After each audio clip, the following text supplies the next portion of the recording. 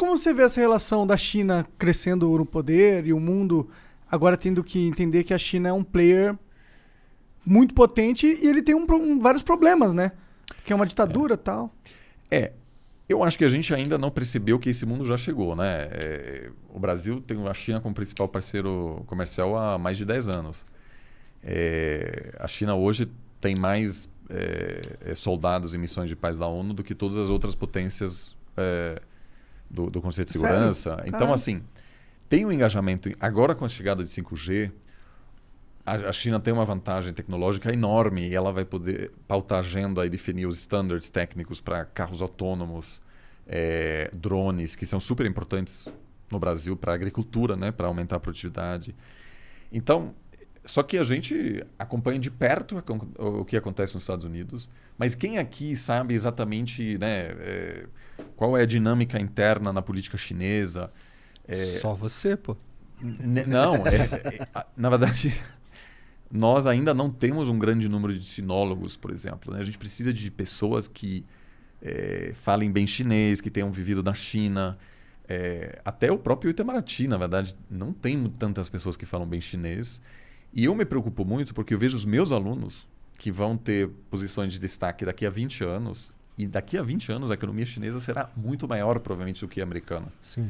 Né? A gente vai estar olhando muito para a Ásia e eu entendo, eles ainda preferem fazer o intercâmbio na Europa ou nos Estados Unidos ou na Argentina.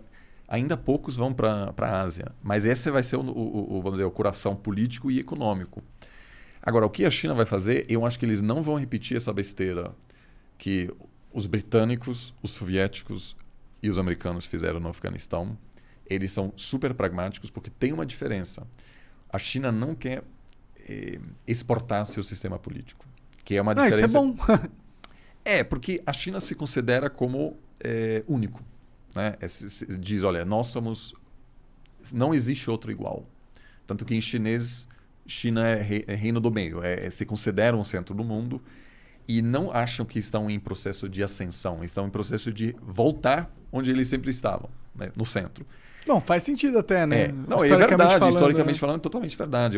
A liderança ocidental é minúscula. A gente está vivendo num período totalmente atípico de liderança ocidental que representa uma pequena parcela da população mundial, né?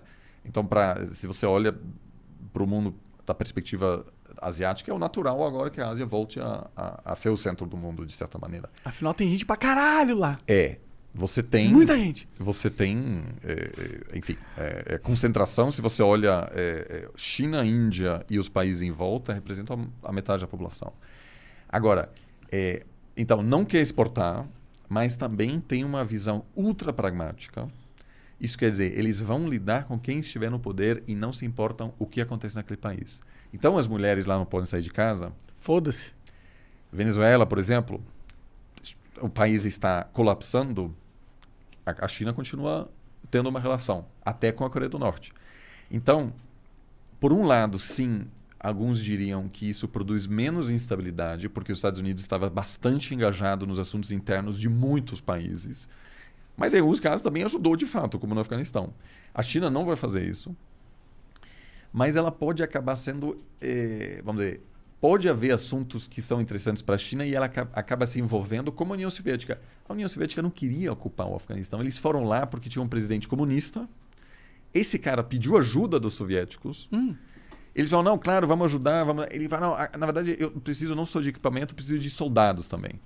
Aí foram os soldados. Aí esses soldados foram atacados. Aí eles mandaram uns tanques. E aí começou a entrar em guerra. Um pouco como os Estados Unidos no Vietnã. Ninguém queria, assim, ninguém falou no início, olha, vamos ter essa guerra. Então, acho que esse risco existe para qualquer futura superpotência e a China também. Porque se você tem, sei lá, um grande investimento chinês na África, aí um presidente africano diz, vamos nacionalizar, vamos tirar. A China vai falar, opa! Entendeu? Não. Então, assim, essa dinâmica, ela independe do sistema político. Mas os chineses estudam muito cautelosamente a história. Eles sabem muito bem que o Afeganistão é um tema complicado para qualquer superpotência. E eu acho que eles têm tantos problemas internos ainda. É um país em desenvolvimento. A gente será pela primeira vez em muito tempo a economia global será liderada por um país pobre. Né? É algo diferente, porque os Estados Unidos não apenas era a maior economia do mundo, era um país muito rico também. Era um dos países mais ricos per capita. Então a China é uma liderança que você viaja para o interior e tem realmente muitos problemas. Então ela, sabendo, eu acho que o governo sabendo disso, vai fazer de tudo para atrasar ao máximo confrontos desse tipo. Né? Só se eu acho que pode haver, por exemplo, um confronto com Taiwan, quando percebe-se que os americanos estão tão cansados de guerras, se a China perceber, olha, eu posso retomar Taiwan sem que o Biden vai reagir, aí eu acho que isso pode acontecer. Então nos próximos 4 anos eles vão retomar Taiwan. O cenário que gera mais preocupação é ou a China reagir ao declínio americano e aí os Estados Unidos... Porque será que a opinião pública americana apoia um confronto entre os Estados Unidos? Provavelmente não. E não aí, parece uma boa ideia. Só que daí, o que vai acontecer? A Rússia vai dizer, opa, os Estados Unidos ficam quietos, então eu vou, por exemplo, retomar a Ucrânia,